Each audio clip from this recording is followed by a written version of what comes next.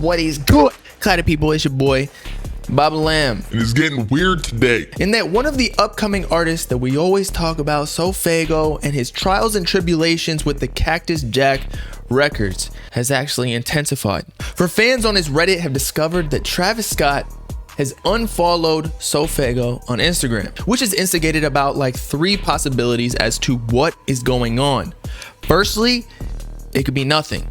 Maybe Travis Scott has a manager on his Instagram, which every single major label artist does because they do all their marketing. Maybe he uses it to go see some chicks from time to time, but there's always an admin on there basically. So maybe they just unfollowed Faygo for marketing purposes or didn't even realize it, or I don't know. Like Cardi technically has 2 artists. There might even be more that we don't know about, but Destroy Lonely and Ken Carson, he doesn't even follow them on Instagram, although he doesn't follow anybody.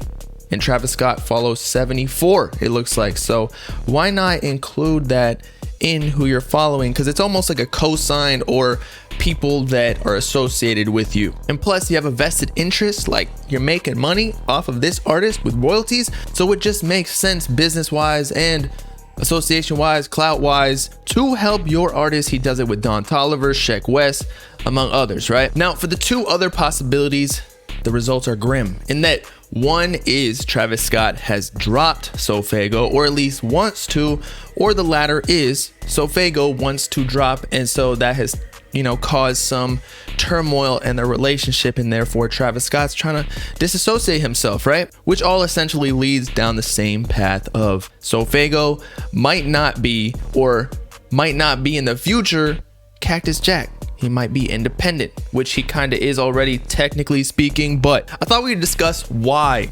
SoFaygo would be dropped in this situation from Travis Scott. In that, as we all know, SoFaygo dropped his Pink Heartz album, which received a lot of backlash because he waited so long to release it. Whether or not that actually be Travis Scott's fault or not, I know that SoFaygo and Travis and all the people in the music industry claimed that he had no part in that, but let's be real. Travis Scott in the past couple years had the whole Astrofest tragedy, called a tragedy for a reason, because it was a huge cancellation of Travis Scott for people blaming him for all the deaths at his festival, when in reality we've already discussed this, so we won't need to continue, but he's not necessarily the one that's planning the whole entire festival. He hires like a management crew to do such things while he is the lead performer and marketer. But regardless, he had to handle that, and he hasn't been able to drop Utopia or any music after the couple of singles that he released the weekend prior to the Astrofest situation of Escape Plan and Mafia. Actually, looking at it, he did release on a feature with Pharrell Williams called Down in Atlanta, but that's not necessarily his own single. But I think people have come to terms that it wasn't Travis Scott's fault, at least 100%, and I think he's fine to drop Utopia at this point. But y'all let me know in the comments, what do you think? But as we were discussing,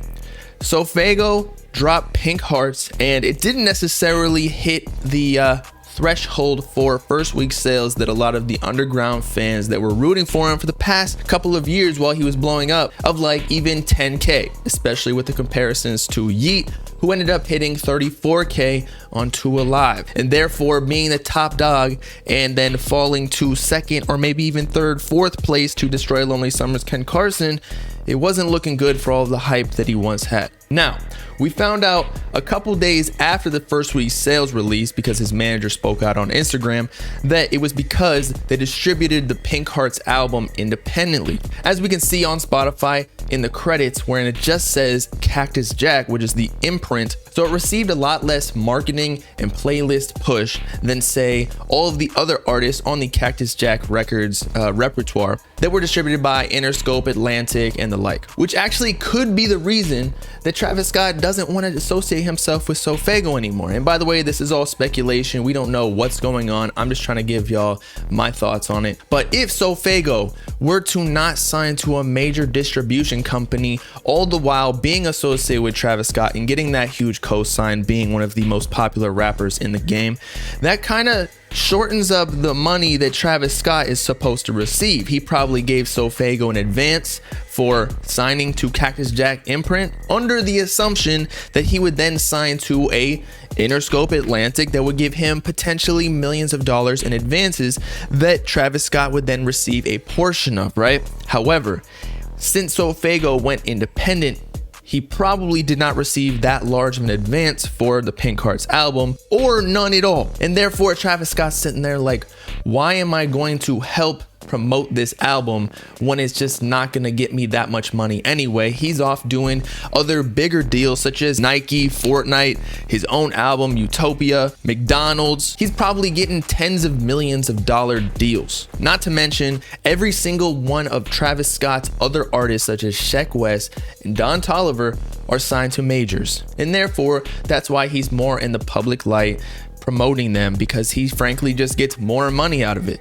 every time that they turn in an album or single. And so, given the situation of Travis Scott not necessarily promoting his own artist, SoFaygo, which SoFaygo probably assumed that he would, whether or not he was signed to a major label. And so I could see how both sides would think the other side is wrong in what they did. SoFaygo might actually want to leave and express this concern with Travis Scott, and then he ended up unfollowing him. And even before then, maybe that's why SoFaygo went independent, because if he wasn't going to receive help from Travis Scott, then why sign to a major and help him out when he's already basically moving independent? Even though Travis Scott has put him in the position on like Jimmy Kimmel or the Foot Locker commercial, taking him to fashion shows, being seen with him, it is all a big look. But as we've discussed, these are the dangers when you sign to another artist that is still successful, because they still have to worry about their own career before you, because then your career is kind of dependent on them as well. And it's just a lot of work to manage somebody else's career while you're managing your own. Which leads me to my last point, in that this actually isn't the first time that this has occurred in the Travis Scott Cactus Jack records, in that if you recall back in like 2017, he and Smoke Perp even broke the news that he might be signing to Cactus Jack, and a few months later releasing a collaboration on the song Fingers Blue that was on Smoke Perp's debut release Dead Star. And so at that point they thought Smoke Perp was signed to Travis Scott, but then literally nothing else happened, which kind of seems similar to what's going on with SoFaygo. I wouldn't even be surprised at this point if SoFaygo isn't on Utopia, which has been the whole marketing plan that the fans have been talking about this whole entire time, because that is how Travis Scott originally broke Don Toliver, with a secret feature that Travis Scott's huge audience was like, wait, who is this guy? He's actually kind of fire. Let me check him out individually. But we've been waiting for that album since like 2018, and it's 2023, y'all. It has been 5 years or coming up on it. Oh, and don't forget the most recent example whereby Travis Scott apparently did actually sign Malu Trevejo, which was like a TikTok / OnlyFans star, or at least that's what the deal was behind closed doors. But then when the news broke and Travis Scott fans weren't necessarily in support of this, Travis Scott disassociated himself from her. And so given the sentiment over SoFaygo's career, even though I actually think that he's fine, he might end up doing better all by himself or signing a whole nother deal. Travis might be doing the same thing to SoFaygo, thinking that he doesn't want to be involved in a quote failure. But what do I know? Y'all let me know in the comments what you think. Did SoFaygo get dropped, or is he voiding the contract in some way, just getting away from Cactus Jack Records, or is it just Travis Scott unfollowing him for whatever reason, maybe on accident? I know a lot of people think that it's insignificant, but all these social media moves are a game. Some things are on accident, but most things are on purpose, in some sort of other strategy going on. And do you think that SoFaygo's career will be better off without Travis? Because personally,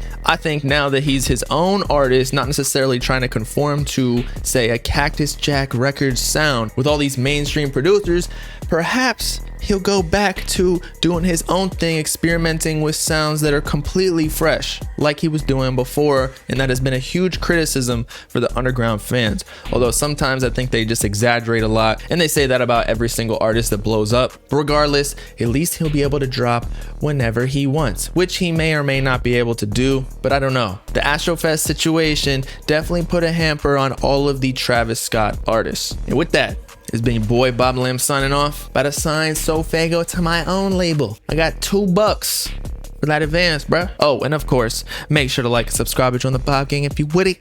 Peace out, God. You know what I'm saying?